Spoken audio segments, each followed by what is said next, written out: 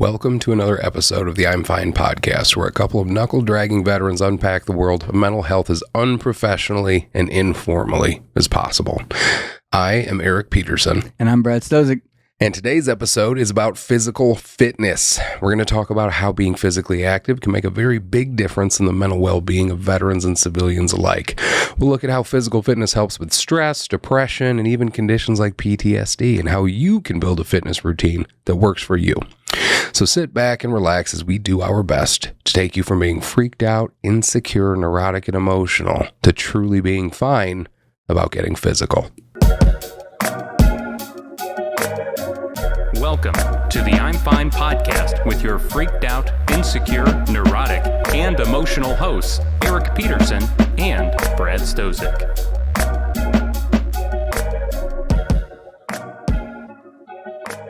So we've gotten some really cool feedback, Yes. compliments, and we talked about this one right before the show, and I wanted to talk about it on here. We've had multiple people make comments about how our podcast puts them to sleep. Not in a negative way. Right. Like they listen to it, and because we have soothing voices. So I was thinking about that. We should have something on our Facebook, have a vote. Yes, no, or we love every episode. But like I said earlier, I think we should do a goodnight episode with Brad and Eric. Where we will read you the Odyssey. I was going to say, the old man in the sea. Yeah. We completely shift from a mental health podcast to just reading stories. Or Moby Dick, but totally botch it. I'll read it. I'll hold the book.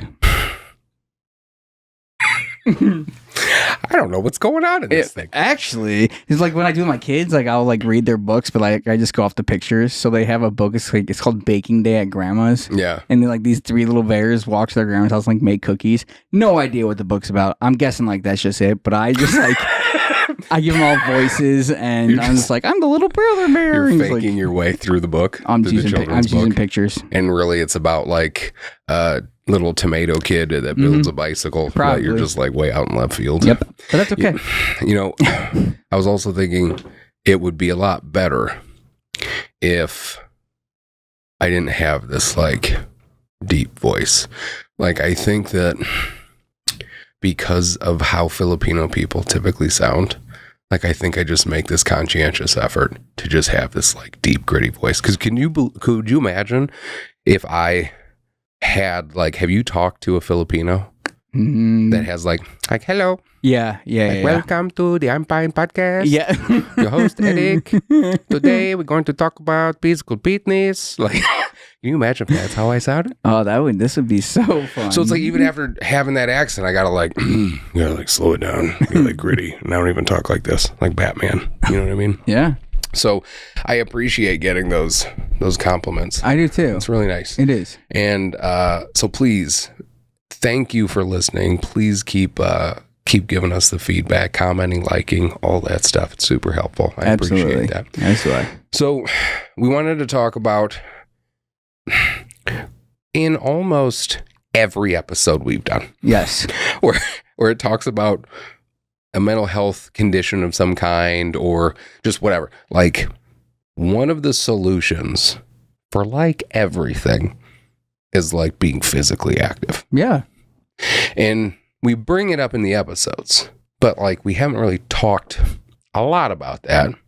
And I think it's made being physically active is something that was really important when we were in the military.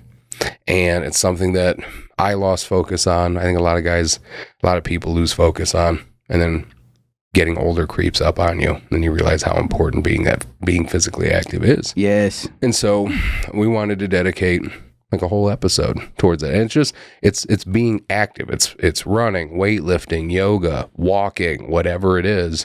Staying active is very essential for mental health. So yeah, I'm looking forward to doing this with you, buddy. It's going to be fun. So what are our sources for this one? Yes, sir. The Mayo Clinic, National Institute of Health, the Department of Veterans Affairs, American Psychological Association, Harvard Medical School, National Center for PTSD, Wounded Warrior Project, CrossFit.com, Psychology Today, and Healthline.com. Wow, great job. Thank you. Sounds very good. Thank you. Actually, Brad was staring at a television remote the entire time. He just made up all those fucking sources. I made Harvard. Is that even a real place? Like Harvard I've never heard Medical of it. School? Me either. I've never heard Sounds of it. fake. Harvard. So let's talk Whatever. about why physical fitness matters. So there is definitely a connection between physical and mental health. Again, we've talked about this in a few different episodes now. Exercise releases endorphins, and those endorphins improve mood and reduce stress. Physical activity has been shown to reduce symptoms of anxiety and depression. And there are a few other benefits. Brad, what else did you find? List man. We've agreed. It's easier. I know. It's easier for the listeners too. I feel like I need a theme song when you tell me to read something like or something. Like that's a clip, or like that's like a section of the episode. Like a is segment, like Brad tries to read because he's a Marine. Nothing Whatever. to do with his blind. You know what? Whatever, dude. Okay, so here are some other benefits. Yeah. It controls your weight. Controls health conditions and diseases. Mm-hmm. It improves mood. Yep. It boosts energy. Mm-hmm. And promotes better sleep. All those things, super important. All those things, super important, right? Okay, yeah, super important. What's happening? Nothing. There's just a quote. I don't know if you want me to read it. Oh, can you read that one too? Sure. The quote says, "The mind and body are connected. When you take care of your body, your mind benefits too." Said by, I don't know. I just said it. So, all of those things are very good. yes. All of those things are good. Obviously, trying to control your weight, combating health conditions, diseases, having a better mood, higher energy, and sleeping better. Like, those are all essential functions to being a human being. Yes. Like, that you just need. You know what I'm saying? So, Yes. again, it's crazy how it's not necessarily, at least in this situation, about a pill, about anything. It's about getting up and being active. Yes. And it actively affecting, like, everything about you in a really positive way. You know what I mean? Like, I just do. overwhelmingly positive way. I do. And as far as its relationship with being fit, fitness in general in the military, physical fitness is a key component of service. It's a part of everyday life, and maintaining that post-service can provide structure, discipline, and a sense of purpose. It's easy to let that routine slip, but reintroducing can help mental clarity and emotional stability. How has physical fitness played a role in your life, Brad Tholomew, both during and after military service? So during, I danced a lot with the pork chop platoon. You know what I mean? Yeah. I wasn't into the like being forced Can you to. explain the pork chop platoon? Sure, it's like the body composition platoon, and if you're overweight, then you have to go, instead of going to lunch, you have to go work out, and like you gotta do extra PT and get weighed in every so often, and so I like flirted with that quite a bit. I was never one to like work out a lot. I was never the like meathead, go to the gym because I'm in the military. Like, look at me with my sleeves rolled up. Like, I didn't do all that stuff. So I didn't really like doing all that in the military. But now I love it because it's not forced. I'm choosing to do it. And I just have felt not like disgusted. Obviously, I don't like hate myself. I love myself very much. But just the way I like have been feeling and the way I look just hasn't been up to, good standards. I'm glad you're positive about it, though. Yeah. I most of the time hate myself. Like, dude, I work out the positive thing, but I'm just like, nah, it's hard. It's hard. I mean, you can't hate yourself though. Like, you really can't. Like, life is a journey, dude. You gotta love each step that you're at. Which is true. No, yeah. You know what I mean? Yeah. So now working out, it's a part of my everyday routine, dude. I love it. So. Yeah, when I was in the military, I was always one of the bigger dudes. But surprise. I'd usually pass all my PT tests, but I would still, because I wouldn't make height and weight, Yep. I'd still have to go get weighed and all that bullshit all the time. Dude, I know what happened to you. What? You were before you joined the military, you remember the she bang guy? William Hung. That was you. That was exactly. And then you joined the military and they gave you some weird serum. You found me out, Brad. I did.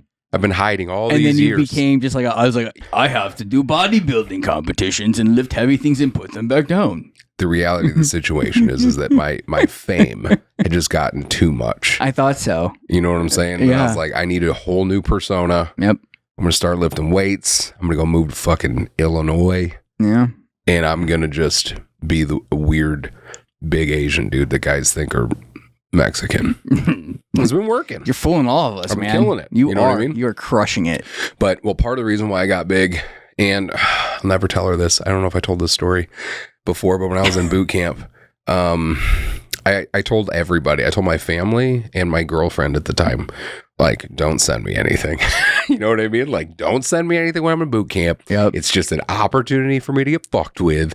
And I am totally fine being the gray man. I'm not going to be the dude leading the pack who's just crushing everything. And I'm not going to be the shitbag. I'm going to be right in the middle. Yeah.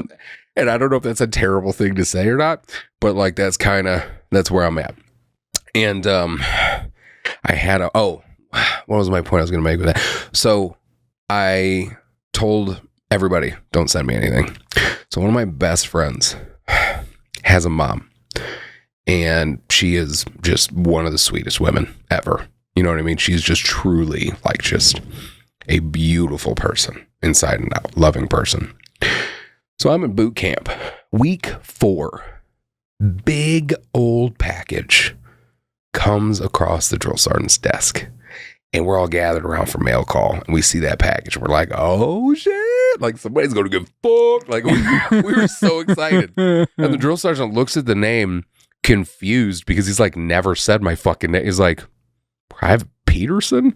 And I just look up and I'm like, no. I saw my whole life flash before my eyes. I was thinking about moments when I was a kid fishing with my dad. I was like, no, I'm going to fucking die now. Oh my and so God, I get up, dude. He makes me open the package, take this gigantic tin out full of fucking cookies. Baked cookies, because the woman's a saint. She baked me this gigantic tin of cookies, mails it to me. Drill sergeants are like, those cookies look pretty good there, Private. I'm like, I don't know what to say. He makes me, I don't remember because it was so fucking long ago. He either made me take the tin or he took the tin and emptied it out. And I don't know how it was in the Marines, but in the Army, they call it the kill zone, in the middle. Yeah. So you have your bunks in the squad bay. Yep. Whatever. Yep. You have the bunks on the sides of the walls. And the middle is open. Ways, and then the middle is wide open, and you don't fucking go in there unless the drill sergeant tells you to go in there. Yeah. So he crushes up the cookies, he pours them out in the kill zone, steps on them, crushes them, spits on them, makes me do fucking push-ups in them, and then he walks over to the chalkboard and he just writes 5000, and he goes, if you want to fucking graduate, that's how many push-ups you owe me. So every day, I don't believe that we counted every single one. I just had to do push-ups before every single meal, 100 push-ups, breakfast, lunch, and dinner. And so that's part of the reason why I think I got bigger is because of her. And the hardest part about it was when I got back, she asked me how they were. I didn't have the heart to tell her, bro, because she's such a wonderful person. I was like, they were delicious. Thank you. And she also sent me in that tin of cookies, which was arguably weirder, 2 pictures. One picture was of my best friend, her son, graduating from high school and just kind of looking back in this Sears pose type of picture. And then the second picture was of his little brother passed out on the ground, face down with his arms and legs out like a starfish. And he was 10 or something. I'm like, why the fuck would you send me these 2 fucking pictures to put up in my wall locker? after I get the shit smoked out of me. So anyway, that's so like they're my family. These are my family from the Philippines. You see Manny Pacquiao, the Filipino fighter? So I gotta switch back to my regular voice. Oh, that's funny. So yeah, I've always just been a bigger dude, and so that always stopped me in the military from like promotions and stuff like that. Yeah, and that's on me. I don't have anybody else to blame. You know what I'm saying? It is what it is. Like, they have their standards. I didn't meet those standards. Fucking, I get it. Dude, some of those standards are pretty, like, come on. I mean, I could do all the physical stuff. I could drag bodies for like a long distance. I meant like look-wise. Like, you have to look like their max weight for your, like, height. I don't know how the Army does it, but the Marines do it that way. Like, you have a max weight for how tall you are and stuff. Dude. Well, one thing that was hard was I went to WLC, which is Warrior Leader course. So it was a course you would have to take before you got your E5, became sergeant. And I went to WLC, it was in Camp Williams, Utah, Salt Lake, just like outside of Salt Lake City. And I did really well in the course. And at the end of the course, the cadre, like our instructors, had to choose which soldier was going to go up for Soldier of the Cycle against all the other classes. And I got picked based on how I did with like just all the stuff. And so I'm in there with like he was an E7, sergeant first class. And I'm in his office and he's talking to me about how I did well on this and this and this. And then he just goes, but you're overweight. So because of that, you're not going to get Soldier of the Cycle. Like, you can't qualify for it because you're overweight. And I was like, I get it. So I'm not going up there, right? And he's like, no, you're still going up there. And I was like, what? I had to go up in front of the board. I don't know, again, how the Marines do it, but you have to walk up like in front of the board and every movement has to be like fucking perfect and crisp. Yeah. And then they ask you questions and you have to answer them to the best of your abilities with like the whole military weird fucking talk. And so I still had to go and do all that, knowing that I wasn't going to qualify for it because I was too big. You know what I'm saying? So like fun. So that was frustrating. Getting out, physical fitness became my form of therapy. Like, I've talked about that and we talked about like how lifting was when you were in. So you and I had different experiences. When I was in Afghanistan, infantry, we worked out. I'm pretty like twice a day most of the time. Like, you would wake up, usually try to get a little bit of a light workout in, and then go to chow, go on mission, and then depending on what happened during the day, what time you got back, if you get back at a decent time, go to the gym again, get chow, go to your room, go call the family, whatever. So usually we would work out like twice a day. Like, that was part of my routine. If not twice a day, for sure once a day. Yeah. Twice when we could. And I loved it because you're in there with some of your teammates. So again, it's just like bonding, it's morale, it's camaraderie. And so like, it always felt good doing that. And then that's one thing that you miss when you get out. And when I got out, I didn't really find that. I didn't have that for a while. I liked being fit. I liked working out. And then I noticed that by being in the gym long enough, I start to meet other people that are just in there the same time I'm in there. And so I made some friends doing that. I eventually got into strongman, and it was just amateur, but I did okay. In like some of the events. Some of the events I wasn't so good at, but like I was able to compete, and it was really fun. And I qualified, as I think I'd mentioned before, I qualified for the state or the national competition in Minneapolis, but that was in 2020. And then 2020 happened, and then my back got worse. And then because I realized that with degenerative disc disease, trying to deadlift a truck wasn't the smartest fucking idea. So like, I loved competing in that environment because everybody was so encouraging, which I don't think one would think about when you're thinking about like a strongman competition. Like, oh, I think some people would look at that and be like, oh, they're just meatheads that just, that alpha, just, to the, what would you call it? Just toxic masculinity. Oh, really. yeah. You know what I'm saying? Yeah. But dude, it is so not that. Like going to competing in amateur strongman competitions was so good for me because everybody that I was competing against was honestly just cheering for you. Everybody was just cheering for everybody else to lift the most weight they've ever lifted. It didn't matter if you were a seasoned fucking professional, borderline pro, or some 110-pound string bean that's competing for the first time.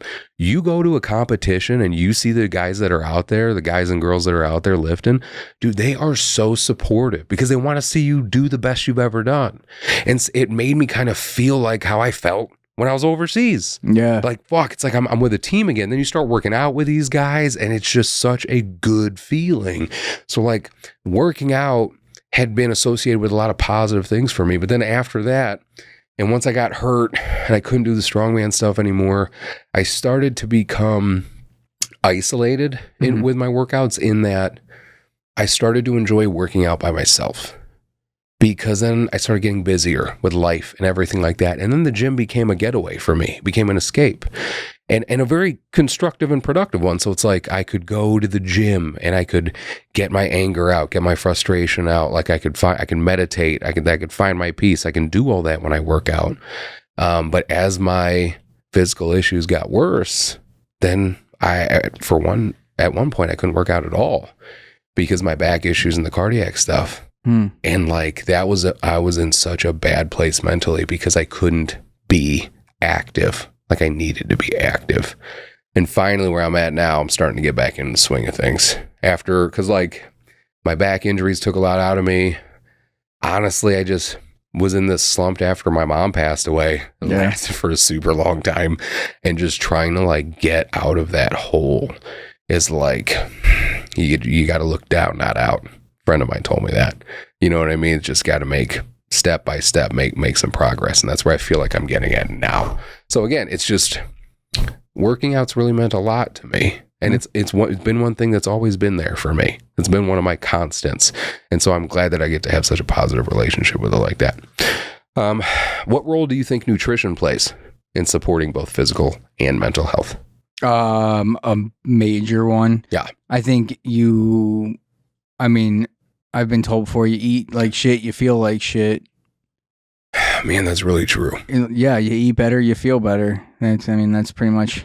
The best thing is a balance between diet and exercise. While it seems like diet is more effective in terms of actual weight loss and overall nutrition for the body, exercise seems like it's the best thing to help with keeping weight off and like building muscle. Yeah, like building your muscle mass and staying flexible and. But you kind of have to do both. Oh yeah. You don't have to, but if you're doing one and not the other, you're definitely not getting all that you could be getting for your work and energy that you're putting into it. Correct. And especially as you get older, like you learn that you really have to worry about your diet. Yeah. It's never something I thought I had to worry about when I was younger, but like as you get older, you have to be pretty cognizant of that. Oh yeah. So next up, let's dive a little deeper into the mental health benefits of exercise. So before we do that, in what ways did physical fitness help you cope with the stress of military life and deployments? Again, it did not.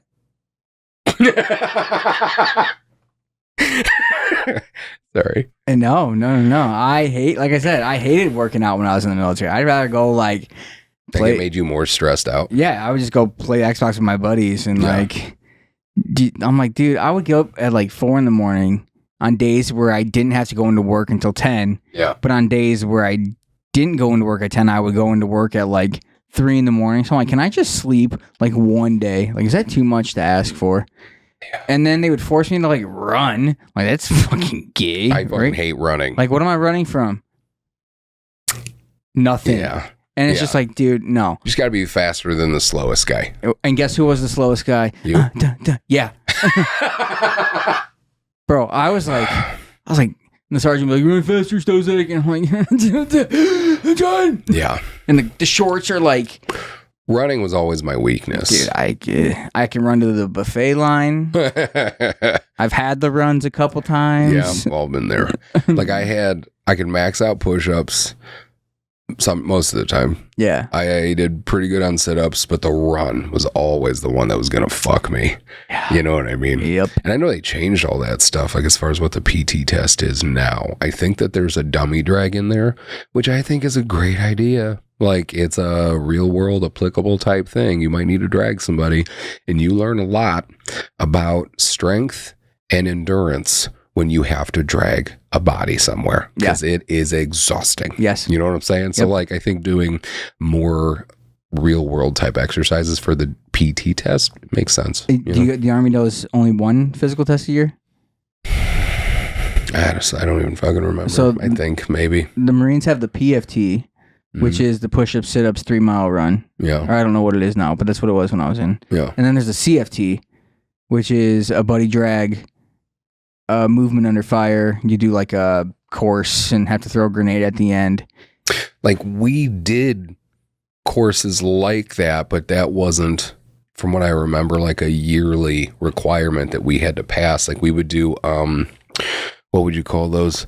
Just shooting under stress shoots. Like, we would have to do a lot of stress shoots where it's like you gotta carry 5-gallon the water jugs and ammo cans from like one point to another point that's super far away, and then your rifle's in pieces and you have to put it together, and then you got to do a bunch of push-ups, sprints or whatever, and then you have to engage with the target, and then you have to put it down and go to the next site. Gotcha. And like, you run some miles, I don't know how many miles, probably only a few miles total. It's almost like a Tough Mudder sort of deal. Yeah, you know what I mean? Like, and they have those now where it's like they're games. Like, I don't remember if they call them like the tactical games or something like that, but it's essentially like stress shoots, just really testing the physicality of the participant. And then they also have to do like some John Wick type shit, which is, I think, really cool. Nice. So I'm sorry that it didn't get to help you at all, because that sucks. Hey, you win some, you lose some. That's true. Because, I didn't work out that much, but I'm one hell of a cook now. So boom. And you are. Thank you. When you made that, was it lasagna? It was lasagna. That was phenomenal. I know. Thank you. You're welcome. I think that I'm thankful for the relationship that I got to have with it, because no matter where I went, so 6 deployments, right? And some of those deployments were in some kind of shady places. Sure. And so anytime I would figure out where I was stationed at, like if it was sometimes it was an apartment building pretty much in downtown Kabul, protected by local security, and like it was just sketchy as fuck. One of the first things I did when I got there was like ask the guys, like, all right, where's the gym? Like, what's the gym situation? And we had to take a local driver who would take us to a military base a few blocks away, and we would go work out there. But like everywhere I would go, I would find the gym. Whenever I would travel, the first day I would get there, I'd wake up early, go to the gym. And also getting older now, especially when it comes to fitting it into your schedule, as hard as it can be, like the only time I can fit it in now is like in the morning, like early in the morning. Like, I'm not going to lift during the day. I got to work. I'm probably not going to lift at night because that's my family time, or I'm working. So I would have to wake up at like 4:30, 5 to go work out for a while. Now with my kids in school, I'm going like at 7 in the morning usually. That's not bad. Yeah. But like, it's an important way for me to start my day because it helps me deal with stress. Yeah. And when I go and I get a good workout in first thing in the morning, and when I say good, like it could be anything. It could be a walk, bike ride, whatever, going to the gym, lifting weights. But when I get that done in the morning, I leave the gym saying to myself, I've already won the day. Yeah. The sun's not even rising yet, and I've accomplished more than other people will this week. And I did that this morning. It helps me get in the right mindset for my day. You know what I mean? So it definitely helps me. It's always helped me deal with stress. And that's pretty normal. Working out can definitely help with stress relief and anxiety reduction. So exercise reduces levels of cortisol, which is the body's stress hormone, which can help veterans manage day-to-day stress more effectively. Physical activity is a natural way to lower cortisol levels, which can help veterans feel more calm and in control. It also helps combat depression. So regular exercise increases serotonin and dopamine, both of which we've talked about before. And those are neurotransmitters associated with both happiness and well-being. Veterans dealing with depression often see improvements in mood and energy levels through consistent physical activity. Exercise also helps managing PTSD symptoms. Physical activity has been shown to reduce hyperarousal, anxiety, and intrusive thoughts associated with PTSD. Activities like yoga, swimming, and others can have meditative qualities that calm the nervous system. Research has shown that physical exercise can reduce PTSD symptoms by helping people regain control over their bodies and their emotions. Totally makes sense. Like, yeah. I get that. I like that it can also help you with intrusive thoughts. Like, that's interesting because I don't know, maybe it's just you're so fucking tired or like whatever the case may be. Like you don't even have the energy to dedicate to it. What do you think some of the biggest challenges are that veterans face when trying to maintain a fitness routine after service? Work. Yeah. I think like having a work schedule that isn't like you're not forced to PT in the morning. So they're like, I'm not forced to work out. I'm going to accountability. Yeah. So there's no accountability. So I think that's like number one. Also, it was such a much simpler environment, in my opinion, to be fit, because it's like, okay, nutrition, going to the chow hall. When I go to the chow hall, I know there's going to be healthy options there. You know what I mean? They're going to have chicken breasts, broccoli, and rice. Like whenever I was deployed, wherever I was at, they almost always had like that or something health equivalent to that. Yep. So it's like, it's already made for me. So I don't got to cook shit. All I got to do is show up, throw it in a to-go plate, go back to my room. Good to go. And like the gym isn't very far away. No. Super close. I don't have to pay shit. I have a solid routine because I have a schedule. I know what my schedule's like pretty much. And I get to work out with my fucking friends. So it's like you have all of that when you're in the military or deployed. But when you get out, you don't have any of that anymore. And again, you don't have the accountability. So it can be really difficult to maintain that type of routine. I think. How important do you think it is to maintain a sense of structure or routine in fitness after leaving the military? Again, tough. Yeah. I think it's tough to start it, but once you find the discipline to get it started and you get in that routine, it's pretty easy to follow. It's very important. It is, but the starting is the hardest part. And a lot of people, and especially in my opinion, veterans, need structure and routine. Yeah. At least a lot of the ones that I know. And a lot of the ones that I've met that have had issues, it certainly seemed like if what was going on in their life disrupted their routine a lot, it seemed like they were doing poorly or they were doing worse than they would have been, I think, if they didn't have such a change in their routine. You know, like I know some vets that were homeless and they were having a hard time following their treatment program and a hard time doing all this other stuff that, you know, their case manager or whoever wanted them to do.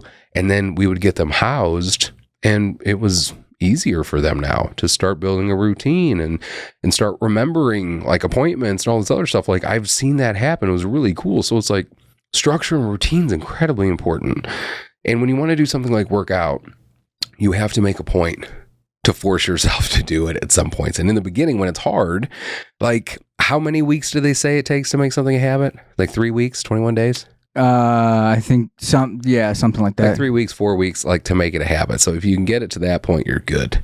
So I think there's a couple of little things you can, like in the beginning, especially for me, because I was working out early in the morning, the night before, and this is when I was working out consistently, like training for strongman stuff, waking up, lifting at like 4:30 in the morning, I would get all of my workout clothes, everything ready the night before, including like my wallet, my phone, my keys, my headphones, and like make sure everything was set up. So literally all I needed to do, I was just like making it as easy as possible. Yeah. So I would just wake up in the morning, grab my stuff, and walk downstairs. Yeah, I also think it's a mindset shift as well. If you look at it as like a chore, like, oh my God, I got to get up and go to the gym. That's true. Oh, I'm dieting. Like, this sucks. No. Hey, I'm making a lifestyle change. I'm feeling better about this. This food I'm eating is actually really good. Yeah, it's healthier and it's making me feel way better. And guess what? I'm bettering myself at the gym. I feel so much better about it. Dude, you have to be. Yeah, it all starts with a positive mindset, because you could easily sit there and bash yourself. Oh God, I'm so stupid. I'm so fat. I'm so gross. Right. And you believe it. Right. Guess what? It works the other way. Hey, I eat healthy. I go to the gym. It feels good. I love it. I love myself. I love the way I look. I used to shit on that positive talk stuff. I don't know why. Maybe it's because because of my own, what do you call it? Like self-consciousness, what's the word I'm looking for? Yep. You know what I'm talking about?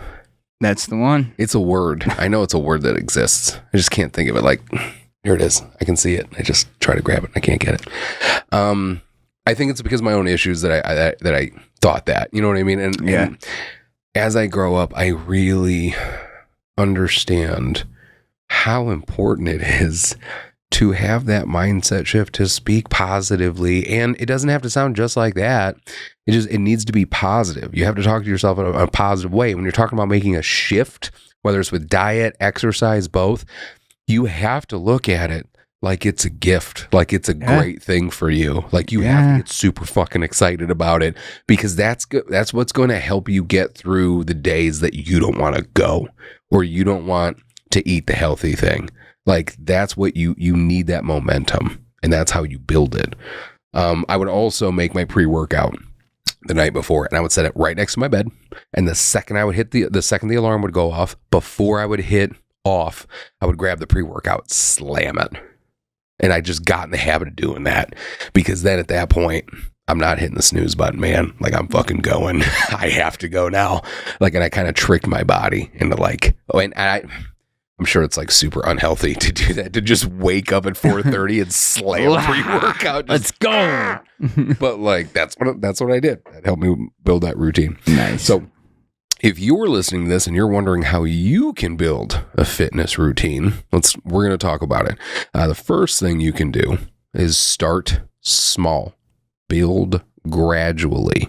You should start with manageable activities like walking, cycling, light strength training, and just build from there. You don't need to start with marathons or heavy lifting. The key is to find something you enjoy and start small. Even a 10-minute workout, like a 10-minute walk, can boost your mood. You have to enjoy it. That's what's going to help you keep doing it, right? Rip the Band-Aid off and go as hard as you can, as fast as you can. Like, all right, can't David stop, Goggins. won't stop. Like, what do you do? No, I'm just kidding. I was going to say, dude, like, I'm just kidding. I used to be like that when I was younger. I used to have that mentality. No, dude. But then a couple of injuries later, I'm like, you know what? I'm just gonna pay attention to what I'm doing and try to be very present. I'm just trying to get in shape, have a little bit of longevity to my life. I'm not trying to be one of those dudes that have to turn sideways to walk through the door and like barely fit in their t-shirts because they're so like swollen. Like, yeah, I'm not. That's not what I'm trying to do. Yeah. So no, it's not. Right. You got to think about what your goals truly are. And the goal should be to love yourself. I think. I really fucking think that. I agree with you. So, I mean, if you look at yourself and you're like, I fucking love this, then great. There's some harmony going on. Like, you're in a great spot. Love yourself and the journey. But if you don't think that, well, then you got to start figuring out what it is you got to tweak. Yeah. And you got, I'm talking about trust your gut feeling. You know what I mean? Like when you look at yourself and say, do I love myself? How that hits you, think about that. And that's where you got to start doing some unpacking, I think. You know what I mean? Yes, sir. What are some other ideas for small exercise changes? Yes, sir. Walk for 15 minutes at least 3 times per week. Yep. Spend 10 minutes of your lunch break stretching or walking. Yep. Visit the gym or go for a jog 2 times per week. I like visit the gym. It's like I'm just going to go and like poke my head in and be like, hey guys, I'm going to leave. Follow an online yoga video for 20 minutes, 2 to 3 times per week. Remember Billy Blanks? No. Tybo? No. He'd fucking just yell at you, super in shape black dude, Yes. like, come on. Yes. Like, yes. yeah, yes, that yes, dude. I'd watch that for 20 minutes. Right? Yeah. Join a sports club that you think sounds interesting. Like how you read these sometimes. Oh, sorry. What's the last one? Go for a long walk with a friend once per week. I like walking a lot. I also like walking a lot. And if you don't want to go to the gym, if you don't want to do a whole workout thing, if you don't want to do any of that shit, just go for a walk. It feels usually pretty good. Like, I understand you might have physical issues and other things that you're working around, but getting some fucking vitamin D, being outside, walking around, it's hard to not feel better when I take a walk. Like if I'm not doing well, not just when I'm not doing well, when I have a lot on my mind, I will go take a walk, and it always helps me out, dude. Especially like I'll go to the state park and it's beautiful out there, and I will just go walk, and I will sit by the fucking river and just sit there in silence. And I'm like, holy fuck, this is great. Yeah. You know what I mean? Like, and it's good. It's very good. So if you can just find a way to just start walking, go outside, walk around the neighborhood, bring your headphones, listen to your favorite music, listen to an audiobook, listen to nothing. Just like fucking try it out and see how it goes. And if it feels a little good, do it again. And if that feels pretty good, keep doing it. You know what I mean? Like just small steps. So I think all those things are great, especially with all the different things that you can do, where like that you can buy and like do stuff in your house, like those push-up like blocks or whatever that have all the different hands on them. Yep. You can get bands. You can get all sorts of stuff that you can get great workouts with little dumbbells in your house. Yes. You don't even gotta fucking leave. You don't even need things. You can do squats. You can do lunges. Seriously, you can do push-ups. You can do the close grip push-ups. You can do sit-ups. You can do all that shit. All of that you can do, but you have to start small and start with something that you enjoy, that you can manage, and then just let it grow from there. Yes, sir. How do you think that families or support networks can help veterans stay committed to a fitness routine, or help people in general stay committed to a fitness routine? They can join them, or if they're willing to. Obviously, that's a lot, especially with diet. Yeah, it's a lot easier said than done. But just be encouraging. Don't be like, oh, you're so lame. Like, whatever. I'm just gonna eat whatever I want. Like, don't change what you're eating, but don't like. Just be encouraging. Like, hey, you're doing a good job. Don't make them feel bad. Yeah. That's true. That's something to like. I don't think it's as big of a deal now, but I seem to remember there had been a time where people like, if you look like you were dieting, people would like make a deal about it. Yeah. Like, oh, what, are you on a diet? Like, blah, blah, blah. They would try to make you feel bad for your dietary choices. Just fucking leave people alone. Like, unless they're hurting somebody, whatever they're eating, just let them do whatever they want. So, I mean, I think being encouraging is very helpful. Also when we're talking about like your partner, I think you have to support each other's fitness goals. You really have to take care, because it's like I would work out in the morning, but when Ashley wants to work out in the morning, we have to work out a schedule together, because one of us has to be with the kids, getting the kids ready and bringing the kids to school or daycare. And then the other one kind of gets to work out. And so like we have to talk that out sometimes. And we have to make sure that both of us are getting what we need. So it's like I have to, when she goes and does yoga, I know that she'll feel better if she comes back and the house is clean. You know what I mean? She won't feel as stressed because she's told me that. So like I will support her at least the best that I can with 2 fucking toddlers running around. You know what I'm saying? But like I will try to support her to make sure that she gets the most she can out of that.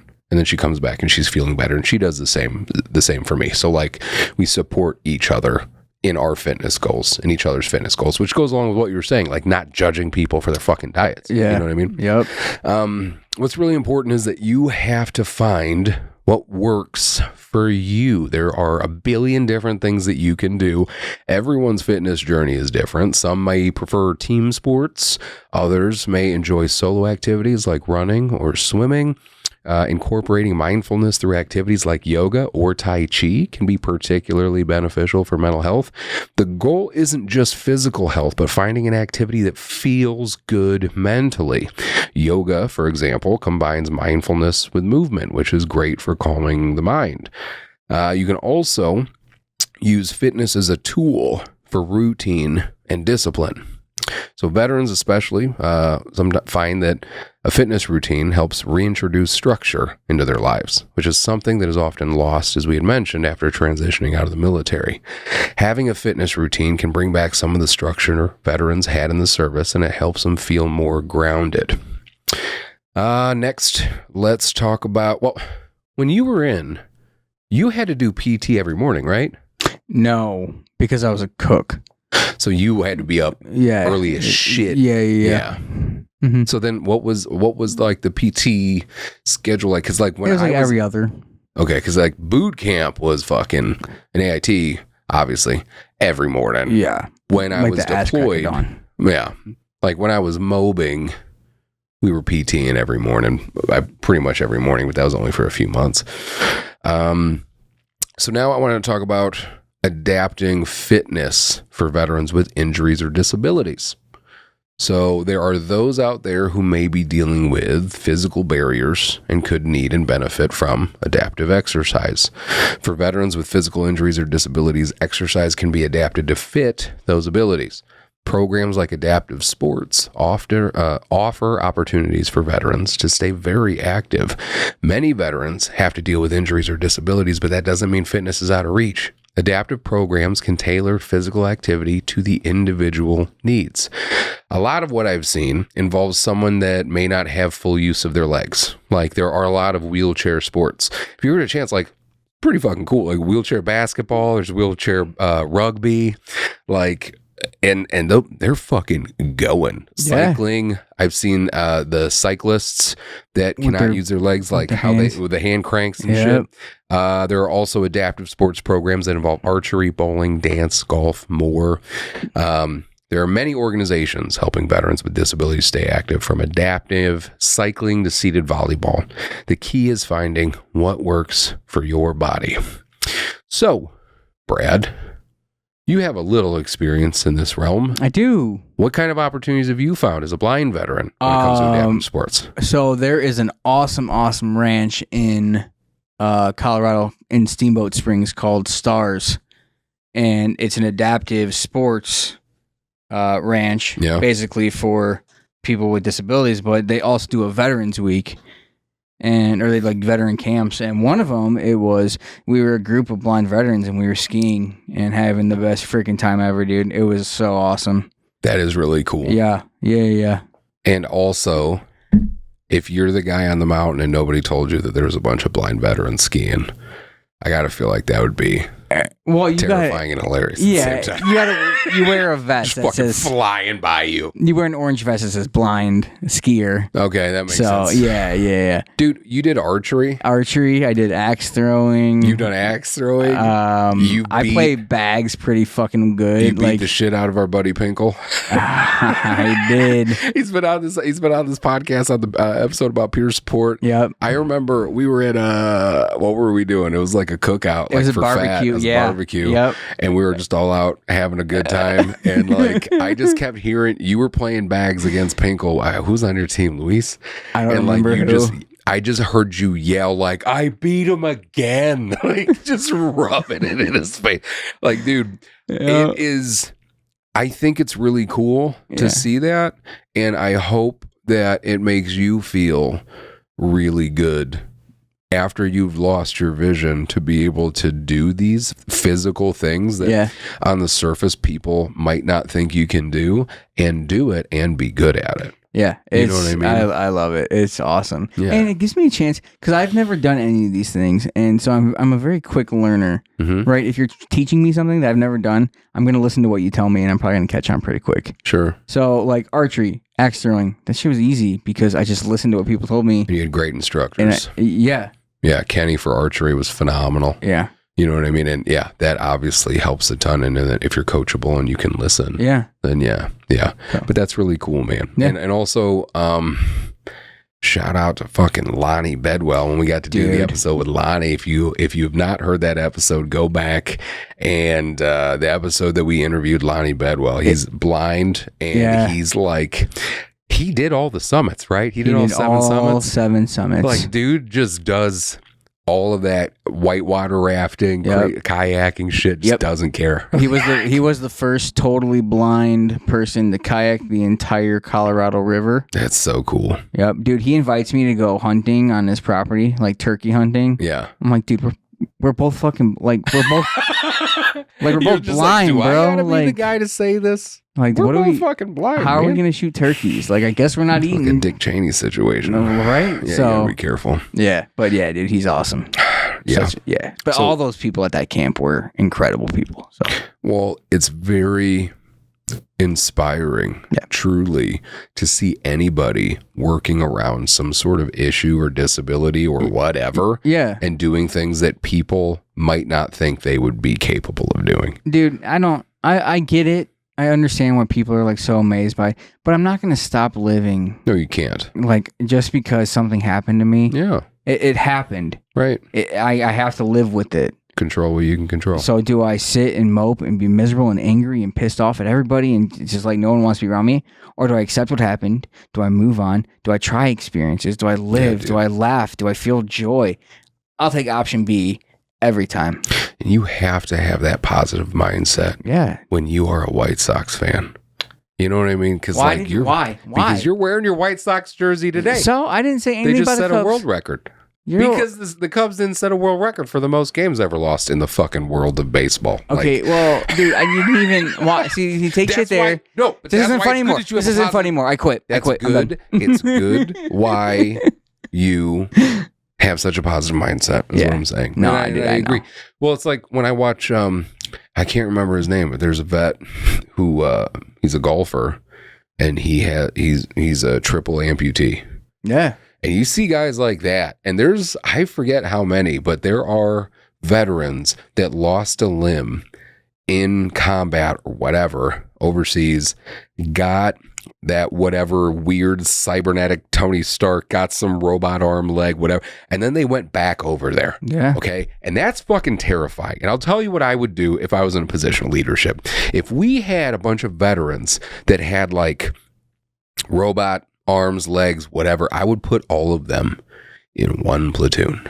And I would send that fucking platoon to wherever we were going to get into some shit. Because if you saw a platoon, that's a platoon of Terminators. Like, if you were to see that, you would be like, dude, what the fuck are they sending over just here? Like beards and the fact that you would go back over, like, it's again inspiring to a degree that I can't explain. You're just like, holy shit, when you see people that do not let things stop them. It's a very cool thing to watch. Yes. How has staying physically active impacted your mental health and emotional well-being, especially now because you made some big changes in the past 40 days? Yeah, I have. It's been huge, dude. Yeah, it's been so huge. Been eating better, been feeling better, been moving a lot every day, like a lot.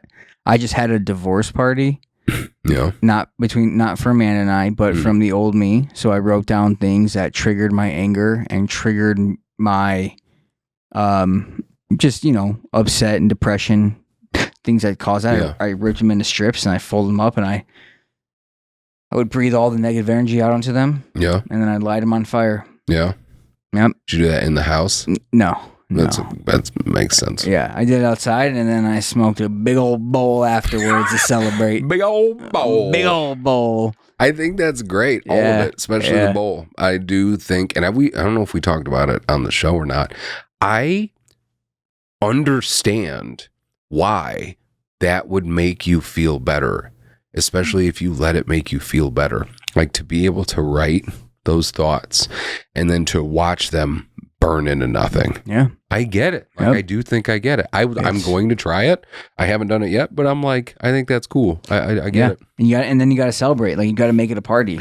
Yeah. So dude, it was I can't even describe the feeling, but it was just so like, liberating and just so and like peaceful, I bet. Yeah, it just felt like, because you're saying that's not me anymore. yeah, I am making more of an effort to show to myself that I am not that person anymore. I am going to be this person. and accepting the accepting the is.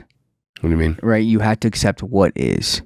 Yes. So I'm working on also accepting what is. Well, it's always going to be work, So because you're never going to, in my opinion, like completely, unless you like achieve enlightenment like a Buddhist monk or something like that. But until you get to that point, I feel like it's always going to be work. You know what I mean? Like, you're gonna have times where you feel good, times where you don't feel good. Sure. You know, you kind of wax and wane between the different emotions.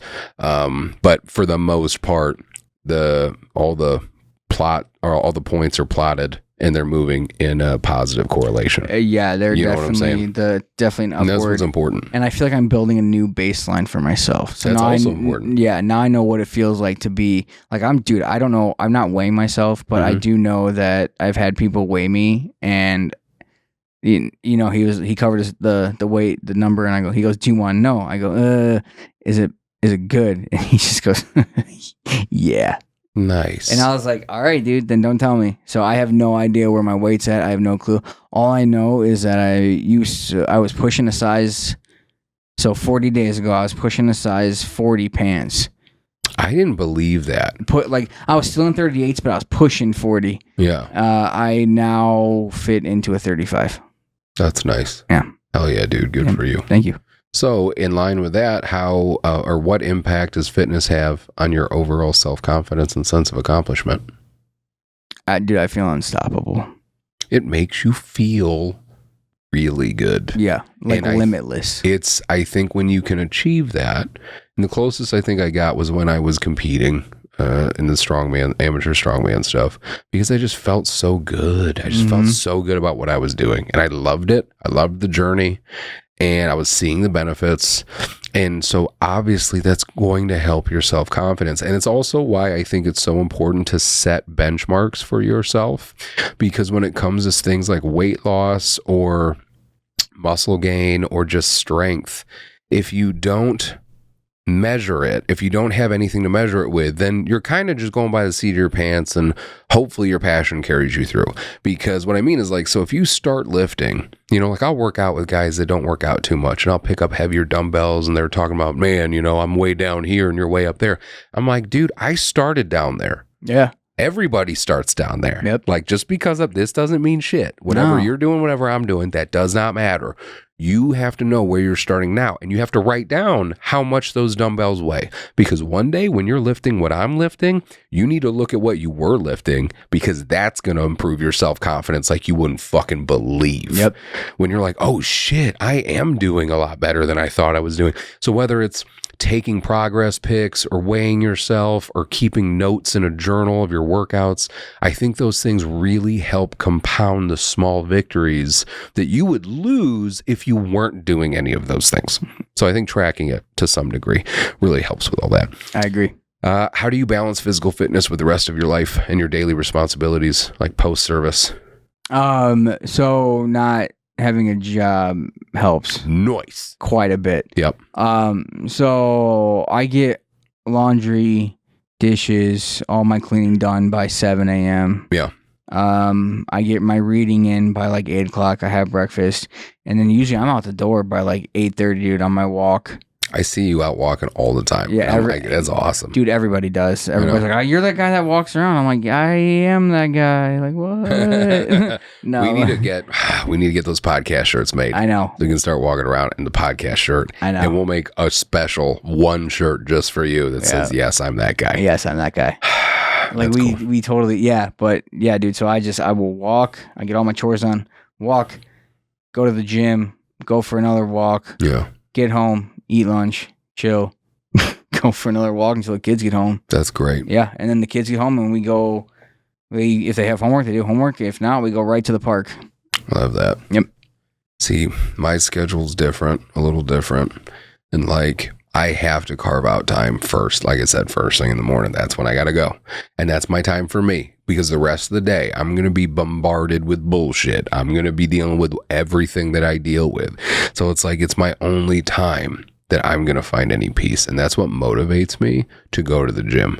It's the only time I know I'm going to go somewhere and I'm going to get to do something for me, and it's going to be peaceful. I'm going to have my headphones in and nothing is going to exist outside of those four walls. You know what I'm saying? Like, I'm in it and I am just one with the weights, and it is a very good feeling.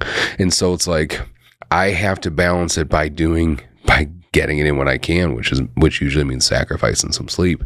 And then I'll try to go on the weekends. Usually if we don't have too much going on the weekends, it's nicer because my wife and I give each other the opportunities to really take our time with our workouts. So like, she'll go to, like I said, to yoga. And then after that, maybe she'll run a couple of errands or go get some coffee for herself, just do some things for herself and just have like that whole little bit of time. Yeah. And I do the same thing when I get to go work out on the weekends.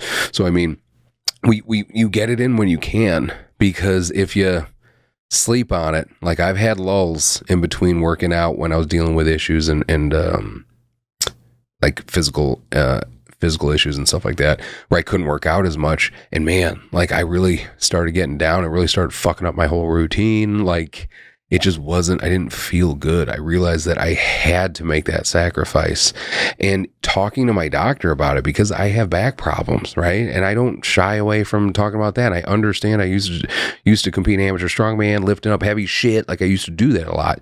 But what I always told my doctor was that the pain that I feel when I don't lift is way worse than the pain I feel when I do lift. I mean that both mentally and physically. Because like physically, if I'm not working out, my back gets super tight. Yeah. And so that also hurts when I'm working out. I'm taking it easy now. So I mean, it really stretches everything out. It makes me feel a lot better. What fitness activities have you found to be the most enjoyable or mentally therapeutic? Walking. Yeah, dude. Walking. That's it. That's definitely the only, enjoyable. I will walk forever if I could. It's enjoyable by yourself. Yep. It's enjoyable with friends. You just go take a walk at the park with your friends is great. Yep. You could do it with kids. Especially in this weather. Like when the fall, like man. Dude, it's been. Hell yeah. Yep. Trees are changing colors. Yep. Love that shit. I don't know. Are they? So aggressive about it, son of a bitch. Sorry. Yeah. Yeah. It's some of them are. No, I'll start pointing them all out when we go out. I'll point out every tree individually. Man. You're welcome. I appreciate it. Yeah, walking is great. Like I said, lifting weights for me was always very good. I like the sit down bike. Cycling's cool. I have a bike, and sometimes in the mornings, if I get enough time, because I live on the west side of Manteno, and Manteno's not a big town, but I would take my bike, take the back roads, go out to the veterans home, ride around the veterans home, ride around downtown. And if you live in like a small town, or I'm sure a big city is just as cool, but like riding a bike early in the morning before everybody else is like woken up, before like life is going on, is a really cool feeling. Yeah. Like I just like being out when it's early and other people aren't up yet. Like I just feel comfortable. Like you can think more clearly, but being able to like be on a bike and take it downtown's really fun too.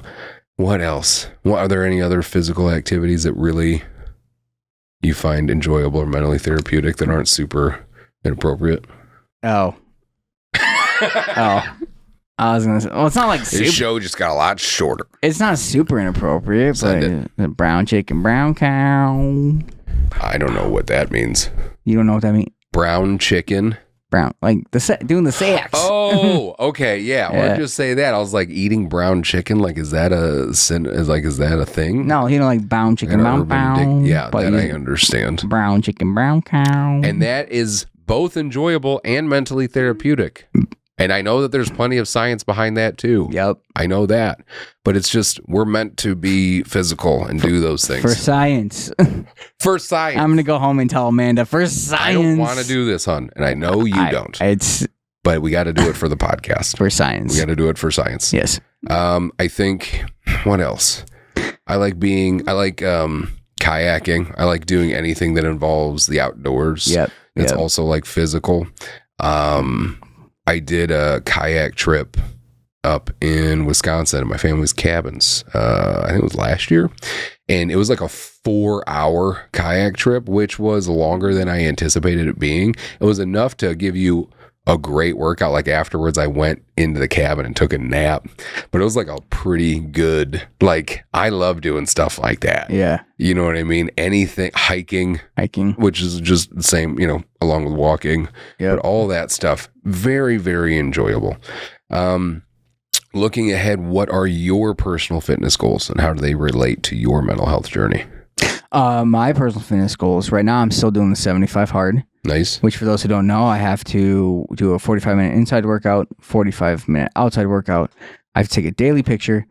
I have to read 10 pages of a book. I have to drink a gallon of water. I have to follow diet, and I don't have cheat meals or alcohol. And this is 75 days. So I'm going to continue to go on walks when this is over. I'm going to continue to go to the gym. I'm going to continue eating clean. Yeah. And I'm just going to, for me, this is not a diet. This is a lifestyle change. Yeah. I'm changing who I am. That's a beautiful thing. That's a good, I guess. So as far as the goal is concerned, is it just to continue doing this? Do you have a number in mind? I don't have I don't have a weight number because obviously I'm going to lose fat, gain muscle. Right. It's going to fluctuate. That really doesn't.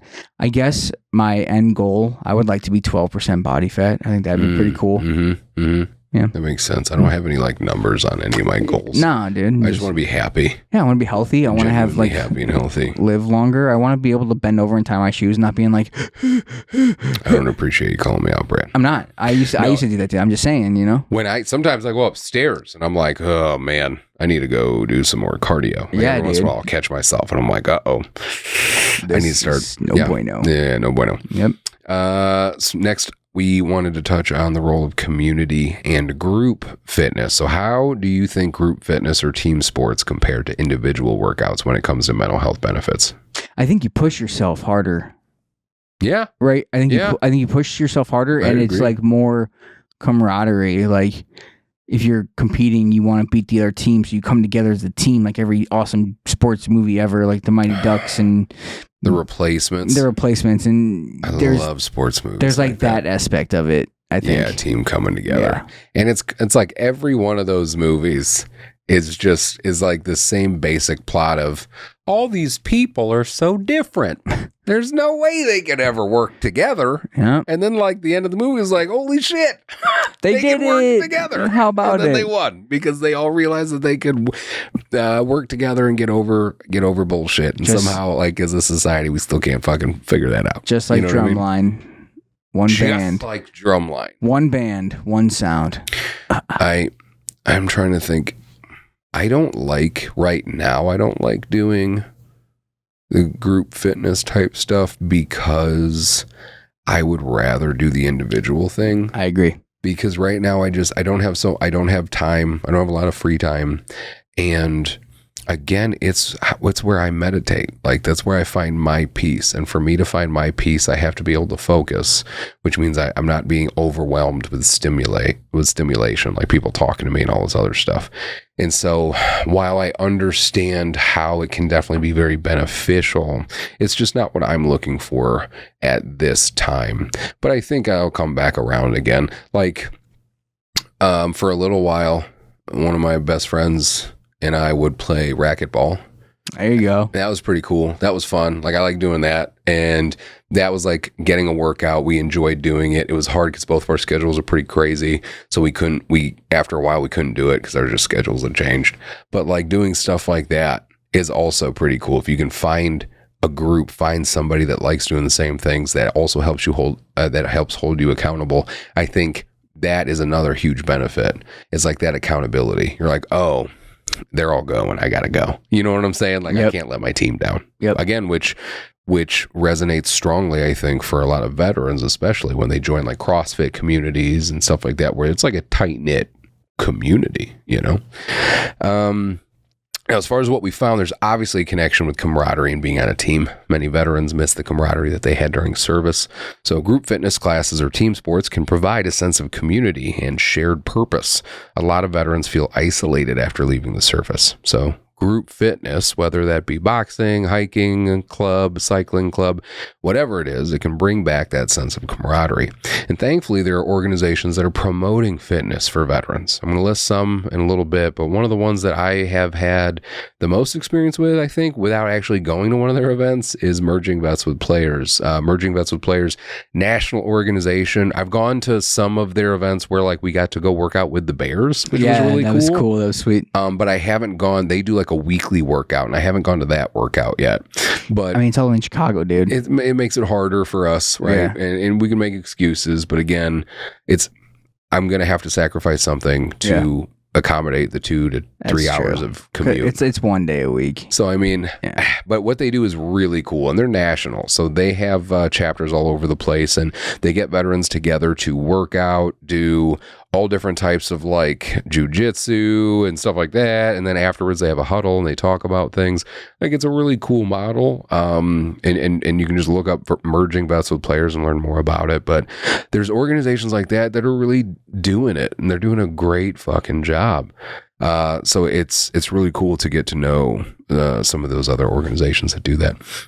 So next, I want to talk about overcoming challenges and how we stay motivated, because it's so easy to start and then hit a plateau and then just fucking pull back completely.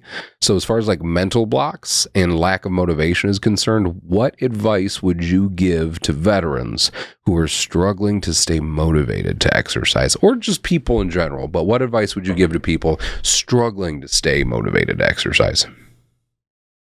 I would say remember the feeling of how good it feels to work out and to eat good, and to go back to that feeling. Like using an Oreo as a spoon to eat Nutella also I know feels good. But remember what it feels like the next morning when you wake up and you got the shits and you're not, and it feels good for at the moment. Yeah, and then you're like, I need more Oreos. Yeah, and then dude, I'm telling you, the longevity. I know. I think that's important to remember how good it feel, how good that feels. Yeah. And also it's important to understand that it's common to lose motivation, especially when you're dealing with any mental health challenges. You have to figure out how to overcome those mental blocks so you can stay consistent. Yeah. You know what I mean? Some days the hardest part is just starting it. But even a little movement, it's better than nothing. It's important to be kind to yourself on those days. And I've found if you can manage to push yourself through the whole, I don't want to do this mentality, like, especially for the workouts on the days where I felt like shit, there have been lots of times where I've had like some of the greatest workouts of my life. I feel like after a day where I didn't want to go to the gym for some reason, you just feel so good. And I think part of that is because you overcame adversity internally. Like you told yourself, I don't want to go to the gym. I don't want to wake up early. I want to stay in my comfy bed. But you decided to get up and do it. And then you realized, oh, wow, I can overcome challenges. Like I just did it. This morning, I did it. You know what I mean? And so it's going to make you feel good. So you have, like, I think that's what you need to understand when you start to lose motivation. That's part of it. That's part of the process. Is like, you're going to have those moments where you just don't want to go and you don't want to do it. Yeah. But you got to know that that's part of it. You have to be kind to yourself. And if you can't, for whatever reason, you have to give yourself, I think, a little bit of grace too, especially in the military community. You know, there's, the special operations guys are all over with like their techniques, their workouts, David Goggins, Jocko, all that stuff. And it's cool as shit. And those guys are motivated, top tier operators. I'm not them. Yeah. I am just not. And I'm not saying anything good or bad about anybody, but that's just not me. I wish I could be that and have that type of mentality, but I just never have. So the whole like, just stop being a pussy mentality just never worked for me. You know what I'm saying? I don't know. I just couldn't deal with that. So like, I feel like at least I have to feel more grounded in my relationship with fitness. And that helps me to not lose that motivation. I think it's also very important to set realistic goals.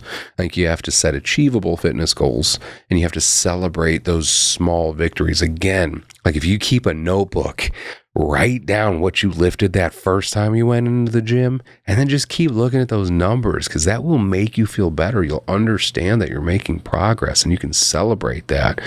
And then just give yourself realistic goals around those things, whether it's, okay, I'm going to go to the gym 3 times this week. I'm going to go take a walk twice this week.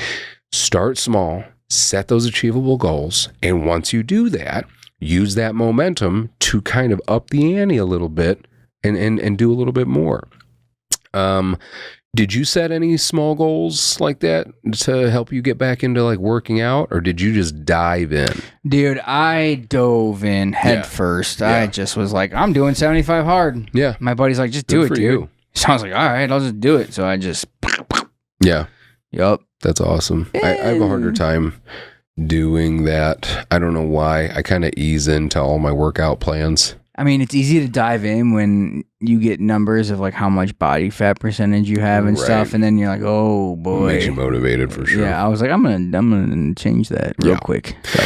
Well, what tips do you have for any veterans or civilians who are just starting to get back into physical fitness after like a break of some kind? Don't overdo it. Mm-hmm. It's not about getting jacked right away. It's about feeling good, feeling better. So ease back into it. Do what you can. Walk. Like you said, just do something. Get moving. It doesn't have to be crazy. So I say just ease into it because you don't want to hurt yourself. You just want to.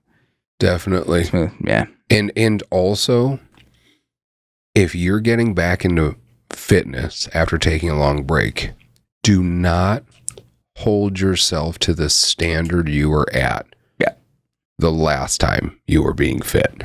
You were, working out, lifting weights, whatever. Like you can't, for me, like for example, if you're like big into powerlifting and something happens, injury, whatever, you don't work out for a while and you get back into it. You're not like, don't expect to be deadlifting 600 right out the gate, bro. Yeah. Like, understand that you can work back up to that, but you need to take your time, especially depending on how old you are. You know what I mean? And like you said, ease into it. Give yourself some grace. Yeah. Set clear-cut, accomplishable goals that aren't crazy, that can help you get back up to that. Because when I got back into working out after being injured, it was so many ego blows, because it's like, fuck, I'm not lifting, I'm not benching what I was benching before. I'm not squatting what I was squatting before. I can't do this. And like, I was always holding myself to that standard. And then I just realized that it was making working out not fun for me anymore. Yeah. Because now I'm comparing myself to this and I'm not even enjoying it for what I should be enjoying it for. So I also think that that's something that you should think about if you're trying to get back into working out after a break. And then for veterans, there are lots of VA resources. So the VA offers programs specifically designed to support veterans who want to get back into fitness, whether it's through rehabilitation or fitness counseling. They also have dietitians, and you can talk to them about your nutrition. There's a great community online and plenty of resources through apps, programs, and other groups that are designed for veterans. There's Military One Source, Team Red, White, and Blue, the Travis Manion Foundation, Wounded Warrior Project, like I said, Merging Vets with Players. And then there are also resources open to everybody, like Daily Burn, Spark People, The Biggest Loser Club, things like that. I mean, honestly, you can use social media and find groups that are around you. There's a new club, a group around us. I believe they're called F3, and they get together 3 to 4 nights a week, or 3 to 4 mornings a week, I believe, and they go work out in different locations around our county. So there's plenty of groups out there. Through Project Headspace and Timing, we are starting, we're not trying to recreate the wheel. We're just through our kind of under wraps. We haven't really released it yet, but through one of our newer oncoming initiatives, we're working on veteran self-improvement, and part of that includes a fitness component. So we have one of our vets who's on one of our last episodes, Robin Stosiek, helping us building relationships between local gyms that are giving us opportunities to let veterans go work out for free just to get back into it again. So look around you. There's lots of resources. I almost said resources, and communities that are all about whatever it is you're looking at getting into, and they can provide you a lot of support and keep you motivated. So other than that, I mean, today we talked about the relationship between physical fitness and mental health. We talked about why it's important, how physical fitness is a huge part of the veteran community, what fitness can do for your mental health and physical health, and how to set a routine, and what to do if you lose that motivation. Brad, got anything else? No, sir. Anything else you want to say? No. No? 172nd best podcast in Cambodia, buddy. You got nothing? I mean, that's... This episode was about physical fitness. Physical fitness. Please feel free to message us your stories, experiences, how physical fitness might have helped you in your life. Feel free to leave us comments. Like, please continue to talk to us about any of our podcast episodes. It means the world to us. We love it. We talk about it on the show. We talk about it a lot more when we're not on the show. It just feels really good. So thank you for being a listener. Thank you for falling asleep to this, whatever it is. Just thank you for tuning in. And until next time, I hope that we helped you go from being freaked out, insecure, neurotic, and emotional to truly being fine about getting physical.